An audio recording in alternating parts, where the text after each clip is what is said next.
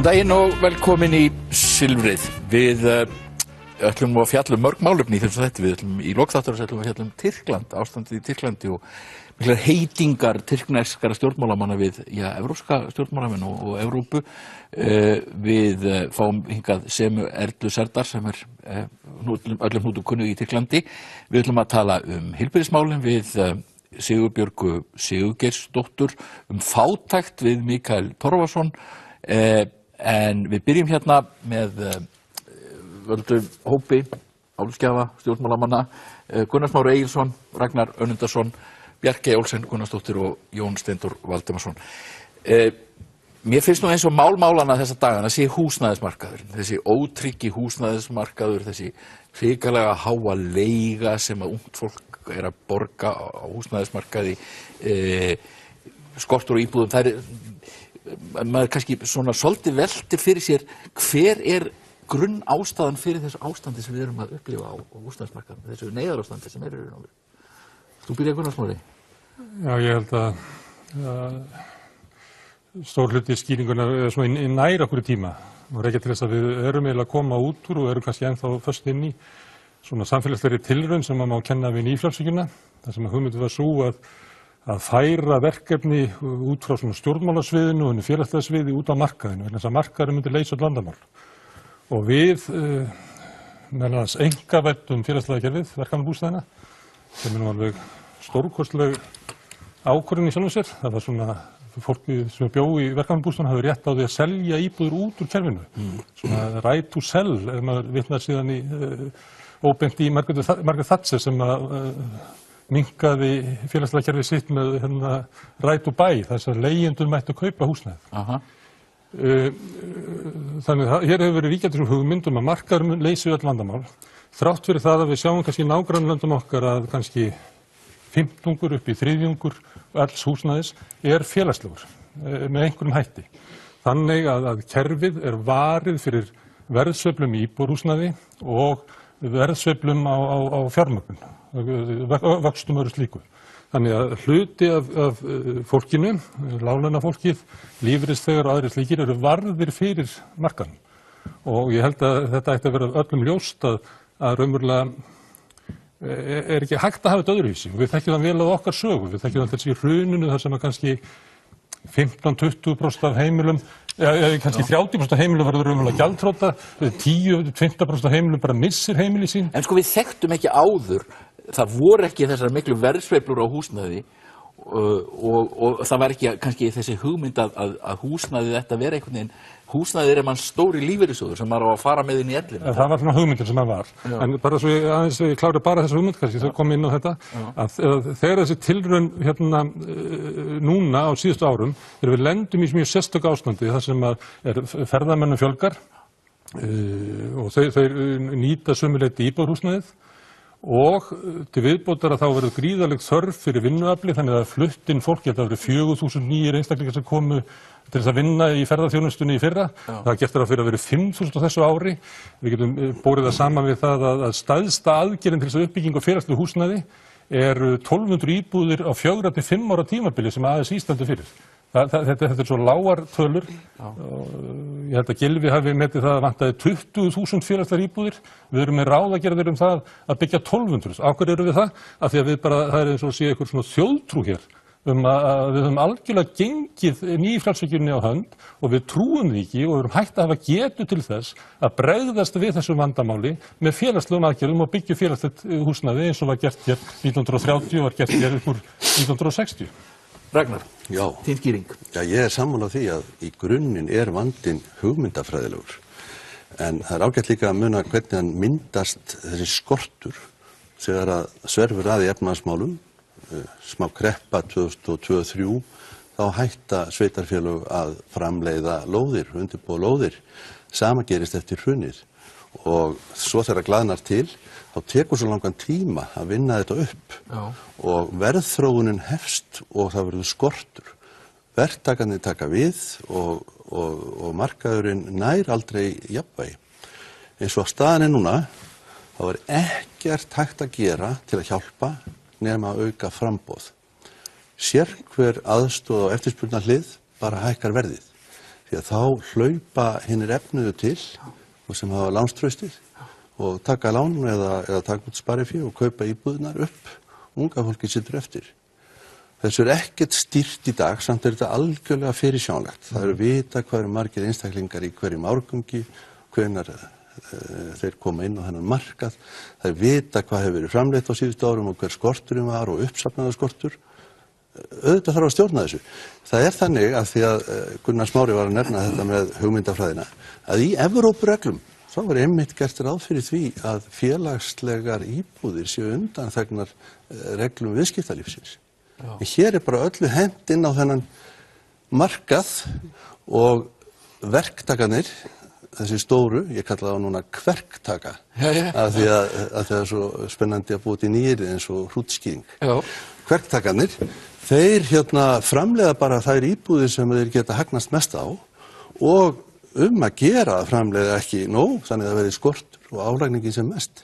Svona ástandið og við látum bara all lönd og leið, hugsum ekkert velferð. Ertu að meina að það hafi orðið svona mikil, braskvæðing á húsnæðismarkaðnum? Já, þetta bara hugmyndafræðilegi vandinn sem Gunnar Smári segir. Já, Bjarkey. Já, ég alveg sammála því. Þetta hugmyndafræðilegu vandi og ég tek líka undir það með þeim að þetta verður ekkert leyst öðru svona, við byggjum bara, en svo má auðvitað ekkert gleyma því að það sem einmitt var rakið hér áðan og gerðist með verkamannaíbúðirnar, að sveitarfélögin voru líka mörg hver, sérstaklega landsbyggðarsveitarfélögin, áttu erfitt uppdráttar með þessi félög með verkamannaíbúðirnar. Þannig að smá saman hafa þau verið að selja út úr sínu kerfi sem að þýðir það líka að landsbyggðinni ekki kannski eins mikið byggt eins og þyrfti því að það líka skortur á húsnæði. Þetta á ekki bara við hér höfuðborgarsvæðið þó að þessi stóri vandinn sé vissulega hérna. Að þá hefur þetta orðið til þess að það vilja fáir byggja út á landi af því það kostar þetta jafn mikið og hér á höfuðborgarsvæðinu en verðgildið þetta öðruvísi eins og við vitum. Þannig að þó að við vildum og gætum boðið ungu fólki starf sem að vildi flytja heim aftur, þá erum við líka með skort á húsnæði út á landsbyggðunum í hinum dreifðu byggðum. En ég held að hér á höfuðborgarsvæðinu að þessi vandi, ég alveg sammála því, þetta bara kapitalið í hnotskurn, það bara birtist okkur svona, við höfum ekki gætt á okkur, við höfum ekki kannski hugað að þessu eins og nágrannaþjóðirnar okkar hafa gert, byggt upp þessar non-for-profit íbúðir, þar sem að líka þessi, hvað ég segja, eignarhugsun hefur alltaf verið svo rík í Íslendingum. Jú, hún náttúrulega, já. Hún svo kannski ríkari hjá okkur heldur en mörgum öðrum þjóðum. Og núna erum við kannski líka stöndum frammi fyrir því að bregðast við þeim að markaði. Það að segja, yngra fólk vill geta haft val það hvort að kaupa sér að leigir. Það vill vera og hreyfanlegra heldur en að, ég held að við megi segja kannski okkar kynslóð að hún hafi verið. Þannig að það svona breytt hugsun líka og við bara fjallum á því prófi, markaðurinn auðvitað sér ekkert þetta. Þannig að það orsökin auðvitað svo, þessi bara grunn hugmyndafræði að mínu mati. Jón Steindór, þú þekkir nú þessi mál, þú varst hjá samtökum iðnaðarins og það það spurningir, var einhver hugmyndafræði sem brást, hvað getum við gert til þess að bæta þetta? Við höfum náttúrulega ákveðin nýjan veruleika í þessu líka, það eru stór leigufélög sem eru farin að koma inn á markaðinn og það náttúrulega ákveðin svona kapitalvæðing í þessu en það náttúrulega svoleiðis félög eru til víðar en á Íslandi. Já, en sko þetta vandamál búið að vera lengi, það búin að vera, sko talandi ég hafi verið hjá samtökum iðnaðarins í gamla daga, við töluðum alltaf það væri byggt og lítið og það væri lóðaskortur og ég held að þetta tengist því sem Gunnar Smári aðeins myndist á hérna, það eru svona samverkandi þættir sem við erum að takast á við núna sem eru mjög óvenjulegir.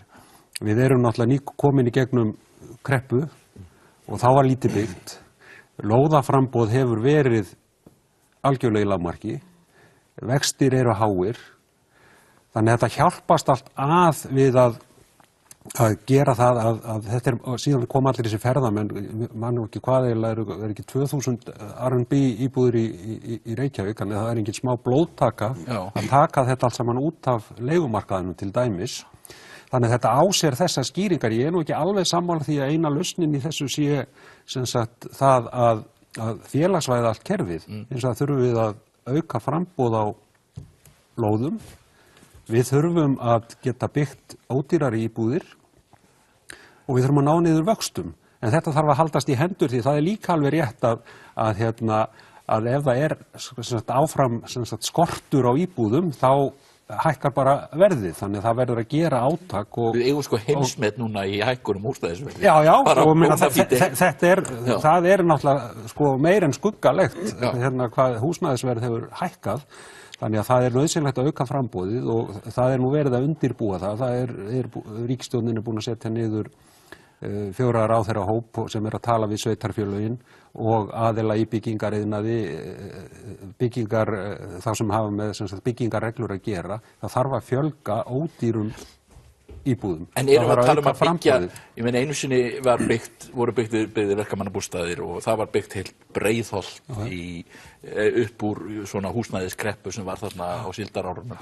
Ég meina, erum við að tala að það þurfa að fara í einhverja svoleiðis aðgerðir? Já, það er klárlega. Og það sem við ættum að ræða núna væri það hvort teljum við að vera eðlilegt að 20% af markaðnum sé svona félagslegur, þar sem er varinn fyrir verðsveiflum á húsnæði og fjármögnun, eða ætti að vera 33%, eitthvað staðar þar. Við erum með kerfi sem er kannski innan við 5% í dag, sko. Það sem félagslega kerfið er. Það er að opna í lögum núna sko leiðir fyrir félög af þessu tagi. Já, ég nefndi stærðirnar í því. Það eru 1200 íbúðir sem ASÍ er að ráðast í á næstu 5 árum og það er bara allt of lítið. Annað varðandi það sambandi við markaðsvæðinguna. Nú er verið að tala að við sem að gangi í gegnum mesta hagvaxtarskeið sögunar og ég held að það sé bara þannig. Ég hef aldrei upplifað annað eins og áhrif ferðamanna á íslenskt hagkerfi. Og þetta hefur valdið kaupmáttaraukningu. Ef maður skoðar þróun, bara býr til venjulegt fólk sem hefur launið þeirra hafa hækkað jafnt mikið og meðaltalið og lætur það að búa í leiguhúsnæði, leyfir sér reikna það. Þá hefur leigan hækkað svo mikið að það er engin kjarabót til þessu fólki síðustu 5 ár. Þannig að þeir sem eru á leigumarkaði og hafa þurft er í höndunum á þessum leigufélögum, kverktökum, sem einhver datt í huga vantaði í íslenskt samfélag. Það er eins og að einhver hafi lesið sko Dickens bók og sagði, getum við ekki fengið svona landlordin í íslenskt samfélag, myndi það ekki berga einhverju? Landlordin, hann étur upp alla kaupmáttaraukningu þeirra sem eru á leigumarkaði á mesta hagsælda tíma íslenskt. En eru þessi leigufélög neikvæði, menn þetta til, maður fyrir til útlanda og leigir íbúð og þá er maður að leigja við New York, Berlín, Kaupmannahöfn og... Það er lærdómur Dickens árana, upphafsára iðnbyltingarinnar, að þú getur ekki látið sigað óheftum kapitalistum á fátækt fólk í verði húsnæðisins. Þú verður að verja það. Leigufélögin? Já, sko, bara fínt. Við höfum lagarama það og ég meina, ef menn vilja byggja eða nýta leigufélagsformi, þá er það bara hið besta mál. Ég meina, þá bara byggja menn á þeim forsendum og fólk leigir þar. Ég bara nákvæmlega ekkert á móti því. En þetta fer saman. Bjarkey? Já. Við stöndum náttúrulega frammi fyrir því enn og aftur að markaðurinn er að þjappast á fárra hendur eins og gerðist hér fyrir hrun með bankana og með aðra slíka hluti. Nú eru þessi félög að verða í eigu örfára aðila, fjársterkra aðila sem að keyra bara hér upp markaðinn og halda því bara áfram og það eru þetta kannski það sem að hér er verið að ræða. Við þurfum að bregðast við með því að vissulega komið fram að ASÍ og einhverjir ætla að byggja núna en þetta gerist mjög hægt og við þurfum ég sammála því við þurfum að ákveða ætlum að hafa ekki stóran hluta af kerfin okkar félagsvætan af því við höfum þörf fyrir það og ekki bara núna. Ég held að það sé eins og ég sagði áðan vegna þess að fólkið sem er að byrja að búa í dag, það vill hafa þetta val og það verður ekki öðruvísi nema það sé á einhverju viðráðanlegu verði og þegar við tölum að breyta byggingarreglugerðum og annað slíkt að þá bara byrjum að menna að huga því að ganga ekki svo langt að fólk sé farið að búa í hálf gluggalausu og einhverju slíku eins og það voru hér hugmyndir á síðasta kjörtímabili það og gámarnir sem að og það er bara stórhættuleg hugsun. Þannig að við þurfum líka að hafa það í huga að þegar við erum að byggja ódýrar íbúðir að fólki sé þá gert kleift að búa þar ekki bara stundarsakir, heldur getið að vali hvort það færist á milli í kerfinu eða sé áfram í þessum íbúðum og þar þurfum að geta tekið á móti fötluðum einstaklingum eða þú þarft að geta elstaðar þannig að það er verið að uppfylla allar kröfur en það var verið að huga því á síðasta kjörtímabili. Ég vona svo sannarlega. Ég held að gallinn eða vandamálið er það að þetta leysist ekki á 1 ári eða 2. Það er bara eitthvað sem við sitjum uppi með. Það má þá segja við höfum, eða þeir sem hafa haldið stjórn völin hafi þá sofið á verðinum, en þetta leysist ekki á einu ári. Við verðum að leysa þetta núna, vegna þess þú byggir ekki þetta sem vantar á einu ári. Ef þú ert með 300.000 krónur á mánuði og leiga þín hækkar 30.000 krónur á einu ári eða 18 mánuðum, þá áttar á því að þú hefur ekkert að borða frá 20. hvers mánaðar til mánaðarloka. En ert þú með planum hvernig á að byggja 10.000 íbúðir á einu ári? Við ætlum að fara að skoða það hvort við að setja þak á leigu. Við verðum að verja þetta fólk. Þetta er meiri efnahagslegar hamfarir sem ganga yfir fátækt fólk á leigumarkaði heldur var hér í hruninu. Munum eftir því hvað gerðist eftir gosið í Vestmannaeyjum. Þá voru nokkur þúsund tilsniðin hús flutt inn frá Skandinavíu og sett upp á 6 til 9 mánuðum eða 12 mánuðum. Og núna þá þurfum við ekki á meiri þenslu að halda. Það er alveg upplagt í sterku gengi að flytja inn núna tilsniðin hús, gera bara lóðir klárar og flytja inn hús eins og eftir Vestmannaeyjagosið og létta á þrýstinum. Meira að minna fegustu timburhús landsins voru flutt inn tilsnið á sínum tíma. Þau eru í Garðabæ og eru eftirsótt frekar nett og eru í góðu viðhaldi. En mér langar að nefna það að við þurfum að stjórna þessu til lengri tíma og sveitarfélögin þurfa að koma þar inn í.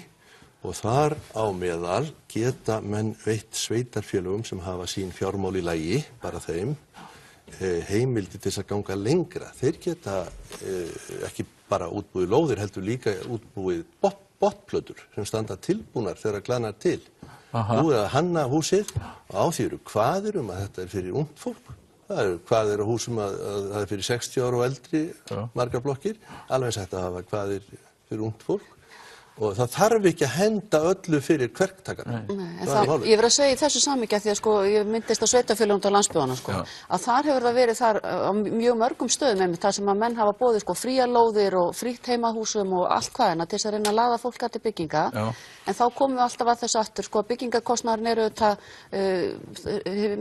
jafnmikill hér á höfuðborgarsvæðinu og svo leið þú flytur inn að þá er bara fasteignamatið, þá húrrar það niður þannig að myndunin verður strax miklu minni heldur en hér, þannig að þú ert í rauninni svolítið fastur ef að þú hyggst einhver tíman breyta til og jafnvel minnka við og eitthvað slíkt að þá eru þetta verðmyndunin allt önnur og það er það sem við höfum staðið frammi fyrir í þessum dreifðu byggðum því ég vil að við hugum að þeim líka stýr svolítið mikið alltaf hér á höfuðborgarsvæðinu í staðin fyrir að við sjáum að við viljum byggja í öllu landinu og hún í rauninni það er líka svolítið stopp þar En við komumst nú eiginlega held ég ekki í gegnum þessa umræðu án þess að minnast á vaxtastigið á Íslandi. Það er náttúrulega mjög hátt og það setur náttúrulega mjög stórt strik í reikning allra þeirra sem eru að koma sér húsi yfir höfuð annarkvort í eigin nafni eða byggingarfélaga eða leigufélaga eða hvað það heitir. Þetta er rosalega stórt atriði sem við verðum að reyna að takast á við. En hvernig er þetta að lækka, í 7% hagvexti og svona brjáluðum uppgangi, þá hægt að lækka vexti? Ég meina, ekki vaxtastig bara miðað við ástand í hagkerfinu bara frekar eðlilegt. Kjarni málsins sá að Ísland hefur alla síðustu öld verið vaxtarsvæði með mestan hagvöxt í Evrópu og við slík skilyrði eru raunvextir háir. En það er annað sem veldur háum vöxtum og það er óstöðuleiki. Og við þurfum að hugsa það hvað við getum gert til þess að auka stöðuleika. Við vitum að það eru auðvitað umdeilt en orkuvinnsla og stóriðja, hverflarnir snúast með samar hraða alltaf, alla daga, allt árið og stóriðjan er mjög stöðugt element. Við þurfum að færa fórnir ef við viljum stöðuleika. Það er aðferð til að lækka vexti, að auka stöðuleikan. En núna getum við lent í ekki bara aflabresti, heldur túristabresti og þá kannski lækka vextir, vonandi. En viðvarandi háir raunvextir þýða massífa, gríðarlega eigna tilfærslu frá fjöldanum til þeirra fáu sem eiga sparifé. Massíf og á móti því var alltaf unnið með eignaskatti. Það var tekið 1% af einni eign endur úthlutað og þetta náttúrulega var ekki vinsælt hjá þeim sem eiga pening og veröldin er að hætta þessu vegna þess að stóru ríkin er að keppa ríka fólkið með skattatilboðum og ríka fólkið borga minnst hlutfallslega í skatta en ætlum við að elta það. Noregur sem er talið yfir eitt allra ríkasta land veraldar og er skandinavískt, norrænt velferðar kerfi, land, það heldur í eignarskattinn. Og það eina landið í kringum okkur sem gera það. Já. Þetta eina verkfæri sem við höfðum til þess að vinna mótið þessu. Nú erum við hætt að vinna mótið þessu. Og þá heldur þessi massífa eignatilfærsla áfram. En ekki líka rétt í þessu samhengi að rætt stöðuleika að við ræðum nú bleikafílinn sem er krónan. Ekki rétt að, ég held að það sé það eina sem að, gengisveiflur hér, ég kann nú ekki að nefna prósenturnar sem að gengið hefur sveiflast núna á síðustu misserum og hvað það hefur gert áður. Við förum reglulega í þennan rússíbana. Hann hefur nú engin smá áhrif á hlutina. En er það ekki og ég held að menn verði að líka ræða grunnrótina. Ég held að við náum aldrei neinum stöðuleika hér í Íslands samfélag með krónunni. Það nú hinn bitri sannleikur sem að menn eiga gríðarlega erfitt með að horfast í augu við. En fyrr en við nálgumst það að fá stöðuleika í gjaldmiðilinn, sumir segja að það sé hægt með einhverjum ráðum. Það núna nefnd á kominu verkefnastjórn sem á að skoða þetta fyrirkomulag. Það eru ýmsar leiðir nefndar. Við í Viðreisninum talaðum myntráð sem geti verið upptaktur af upptöku evru í fyllingu tímans. Ég held að við verðum að skoða þetta í alvöru en ekki alltaf ýta þessu einhvern veginn frá okkur og geyma þetta sem er langstærsta atriðið í því að ná einhverjum stöðuleika í Íslands samfélag. Við komumst ekki hjá því að ýta því alltaf frá okkur. Okay. Nei, og ég get nú alveg tekið undir það mjög verðt að skoða þetta. Krónan stóð með okkur í gegnum og eftir hrunið, það er alveg fullyrða það hefur gerst og við höfum þetta búið þessar sveiflur, en það eru kostir og gallar í þessu öllu og ef þetta væri bara sér svona eins og að smella fingri, þá værum við þetta búin að festa gengið eða við værum búin að taka upp einhvern myntráð eða ganga í Evrópusambandi eða hvað nú er ef það myndi leysa öll okkar vandamál. Þannig það eru þetta kostir og gallar við hvaða leið sem við förum. Það eru fórnarkostnaðir við það að festa gengið, það er klárlega. Það getur verið til þessum sveiflum sem eru núna þegar búið að létta af höftum, að þá eru þetta allt komið á flot. Þannig að það eru þetta kostir og gallar sem við verðum að vega og meta. Og ég tek undir það með Jóni Steindóri að ég held að sé allt í lagi að við skoðum þetta og veltum þessu fyrir okkur hverjir eru kostur og gallar þess að ýmist að festa gengið eða taka upp aðra mynt eða eitthvað slíkt. Nú segir fjármálaráðherra sjálfur í viðtali að kórónan sé ekki heppileg til frambúðar. Við erum þetta örhagkerfi, það er þetta vitað en eins og ég segi, ég held að það breyti því samt ekki að það sem við erum verið að tala núna við að þátt að leysa verðtrygginguna sig svona, það er talað að það eigi að lækka vexti og það geti gerst tiltölulega hratt. Ég held að það gerist ekki tiltölulega hratt. Ég held að meðan við erum að fást við að finna hvaða leið er heppilegust, að það tekur okkur einhver ár, alveg sama held ég hvaða leið við förum. En við höfum að skoða það. Nú erum við búið að taka, það er verið að taka af höftin, svona, já, og menn voru að velta fyrir sig, er þetta leið til þess að fella gengi, eru menn að reyna að ná genginu niður með þessu, það virðist nú ekkert verið að gera svona sérstaklega, hvað er það sem við gerum í þessu, Ragnar? Já, ég verð nú Þú hefur nú varst nú maður sem varaðir við einu stykki hruni langt síðan. Er annar hrun framundan? Nei, hérna er ekki hrun framundan. Bankarnir eru heilbrigðir og það getur komið verðfall ellendis frá og svo framvegis. Nú ætla ég að minna á varðandi krónuna að evran hjálpaði ekki Grikkjum, ekki Ítölum, ekki Spánverjum, ekki Portúgalum, ekki Írum, leysti ekki þeirra vanda. Það er hægt að fara sér að voða með fleiri myntum heldur en krónunni. Og nú ætla ég að vera sá sem er ekki í takt og ég ætla að standa með krónunni. Okay. Það er nú gert reynda Krónan, hún að fá að vini, en af hverju erum við með hana? Það er til þess að geta fellt hana. Við erum með hana vegna þess að þegar að það koma áföll erlendis frá, verðfall, aflabrestur hefur það verið, það getur verið túristabrestur í framtíðinni eða eitthvað, þá minnka þjóðartekjurnar og þá þýðir ekki að við séum að halda áfram að skipta á milli okkar innbyrðis meiri tekjum heldur en með þjóðartekjunum og þess vegna fellum við gengið til þess að taka höggið sameiginlega. Gengisfelling er velferðaraðgerð, merkilegt nokk, til þess að taka sameiginlegt högg. En í löndunum sem ég taldi upp áðan, eins og Spáni og Grikklandi, þar taka þeir höggið sem missa vinnuna. En hinir, opinberir starfsmenn og fleiri, þeir njóta þess að hafa föst laun í evrum og svo siglir samfélagið í heild inn í mikið vandamál, viðskiptahalla og slíkt. En við réttum okkur af snögglega eftir hrun með gengisfellingunni og þetta, já. En þegar gerist svona hlutir, þegar hún nánast sporreisis eins og núna og það talað að Ísland sé orðið 40% dýrara en það var fyrir nokkrum misserum. Það hugmyndafræðilegur vandi, eins og Gunnar segir. Af hverju lögðum við ekki aðkomugjöld strax á túristana og reyndum að hafa svona sígandi lukku í þessu og hemja þetta? Nei, það mátti ekki skipta sér af neinu og allt á bara vaða á súðum, sko. Þetta íslenska aðferðin, í ökla eða eyra og svo á morgun þá vorum við í bullandi vandræðum. Smári? Já, þetta með krónuna, þetta svona, oft viljum við frekar tala tæknilega hluti heldur en pólitík. Mér finnst það miklu áverðar sem Ragnar sagði á hann sambandi við vextina. Það undir samfélaginu vél sem að færi peninga frá þeim sem ekki eiga þá, yfir til þeirra sem eiga þá. Og á gullöld Vesturlanda frá stríði fram að nýfrjálshyggjunni þá voru þetta leiðrétt tilbaka með háum sköttum sem voru til þess að fjármagna velferðarkerfið sem kannski besta kjarabót sem að fólk með lágar tekjur getur fengið að hafa öflugt velferðarkerfi. Það græðir meira á því heldur en hækkun launa. Þetta system að færa peningana aftur tilbaka sem eru bara út af því hvernig kapítalíska kerfi virkar, það færir það til þeirra ríku, það færir það aftur tilbaka með hærri sköttum. Það var aflagt á nýfrjálshyggjutímanum. Við fórum, eins og í mörgu, fórum við neðar heldur en allar aðrar þjóðir í kringum okkur. Við fórum með fjármagnstekjuskattin niður í 10% og við fórum með fyrirtækjaskattin niður í 15%. Við vorum bara á mörkunum þess að vera skilgreind sem aflandseyja. Vinstristjórnin færir þetta eitthvað pínlítið tilbaka, en það sem við eigum að gera er að skattleggja fyrirtæki og fjármagn miklu meira.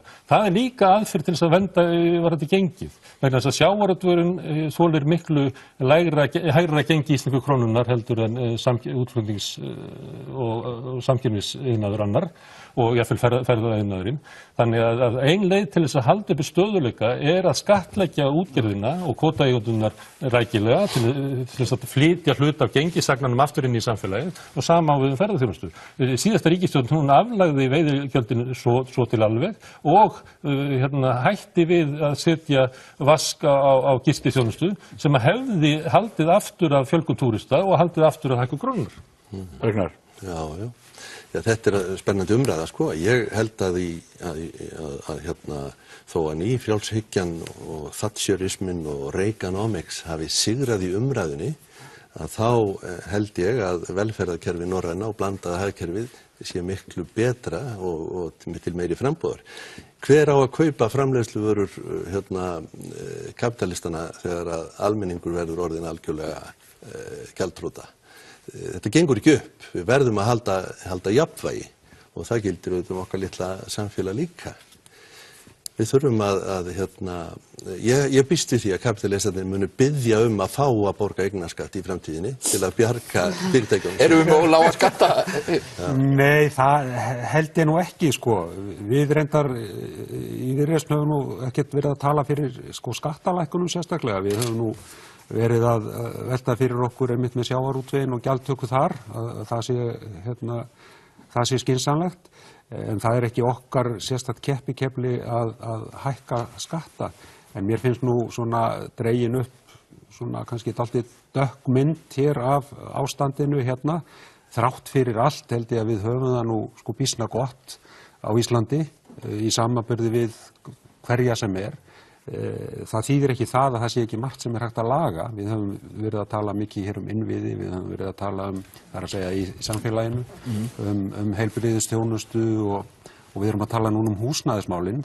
Þetta er ekki alveg í besta lagi eins og það gæti verið, en við höfum heldur ekki gleyma því að það er ekki mjög langt síðan að við lentum í einni versta efnahagsáfalli sem þjóðin hefur farið í gegnum.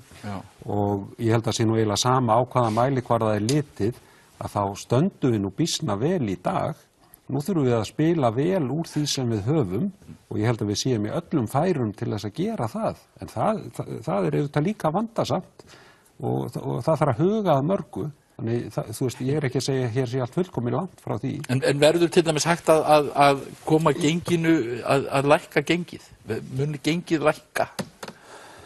Já, það er erfitt að vera spámaður, sko. Þegar maður lesum afbókanir erlendra ferðamanna og ég minna held reyndar að það sé nú kannski að einhverju leyti svona kannski full mikið gert úr því akkurat nú, en engu að síður, við erum að verða dýrasta land í heimi og það örvar ekki ferðamennskuna nema að það kemur ríkara fólk þá væntanlega, hlutfallslega skyldi maður ætla, en það er náttúrulega ekki til þess að örva ferðamennskuna, og það er auðvitað áhyggjuefni ef, og ég segi bara ef og ég er ekki að spá því, ef það yrði allt í einu verulegu samdráttur, við erum náttúrulega ennþá í alveg gríðarlegu. Þetta er náttúrulega bara eins og, ég fór í gær í opnun stórkostlegar listamiðstöðvar sem maður kallar Marshallhúsið og maður fór að hugsa, hún var byggð út af síld sem gekk í Hvalfjörðinn. Vitið þið hvað síldin gekk lengi í Hvalfjörðinn? Þetta verið 2 ár og þá voru ekki lengur verkefni fyrir þessa verksmiðju. Hún er loksins búið að finna henni tilgang hérna, hvað er það, 70 árum síðar, eitthvað svoleiðis. Já, ég held að ég verð að taka undir þetta með skattlagningu og annað slíkt. Ég auðvitað er ekki sammála þeirri stefnu sem tekin var á síðasta kjörtímabili varðandi skattlagningu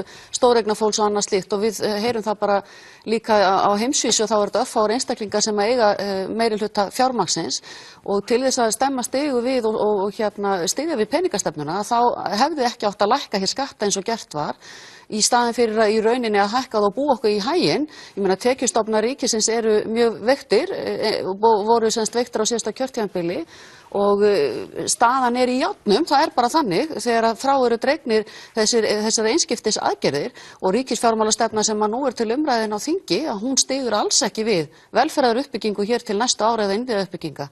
Það er alveg, og það voru að sjá vantilega núna næstu dögum þegar áætlunin þeirra kemur fram. Það er svolítið athyglisvert að sjá hverjir eiga peninga á Íslandi. Það er náttúrulega lífeyrissjóðirnir, og lífeyrissjóðirnir, mann hefur nú verið að kalla eftir því að lífeyrissjóðirnir komi hugsanlega inn í einhverju uppbyggingu á félagslegu húsnæði eða á húsnæði, ódýru húsnæði, en það er ákveðin, það eru vankantar þar á. En svo er það, stærsta leigufélagið er kvótapeningafélag. Það eru peningar sem koma úr kvótakerfinu. Og svo er annað leigufélag að taka í gang, og það eru peningar, svona útvarpspeningar frá því fyrir hrun, og maður veltir fyrir sér, hverjir eiga peninga á Íslandi? Já, akkurat þetta eins og ég sagði áðan. Þetta er að verða sama samþjöppunin í rauninni og varð fyrir hrun, því miður. Ég þarf að skipta þér út, Jón Steindór, þú ert búin að vera á Bjartsýn hérna, það hafa svona bjartsýnar menn og Mikael Torfason ætlar að koma hérna inn með á Svartsýni.